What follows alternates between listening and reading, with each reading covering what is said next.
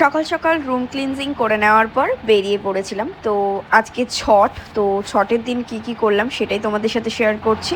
তোমাদের ছট পুজো কেমন কাটলো অবশ্যই কমেন্টে জানিও। বেরিয়ে ফার্স্টে ঝিলিক দিদির সাথে দেখা হয়ে গেছিলো। আর একটা জিনিস ভাবি আমি, ছটে মানুষ কেন এত বাইরে থাকে বা কেন এত ভিড় চারিদিকে, আমি এখনও সেটা বুঝি না। যদি কেউ বুঝতে পেরে থাকো তো অবশ্যই আমাকে কমেন্ট করে জানিও।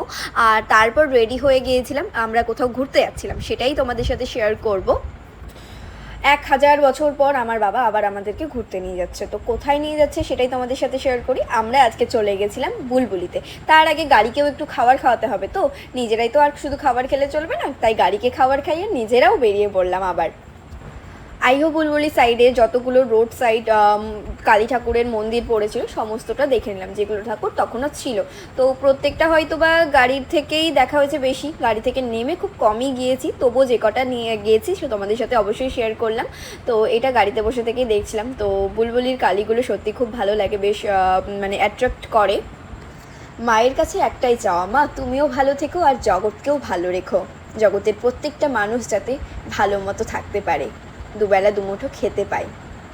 মায়ের দর্শন করে বেরিয়ে পড়লাম। তারপর চলে আসলাম কিছু কেনাকাটা, মানে মা কিছু জিনিসপত্র নিল আর আমি একটু খাওয়া দাওয়া করলাম। খাওয়া দাওয়া ছাড়া তো আমার কোনো কাজই নেই। ফেরার পথে আইহোর মা কালীকে একটু দর্শন করে নিলাম। এই মায়ের মুখটা দেখতে আমার সত্যিই খুব ভালো লাগে, কোনো ভয় নেই, আছে শুধু শান্তি। তারপর একটু সিধুর সাথে দেখা করে নিলাম। আজকের মতো টাটা, গুড নাইট।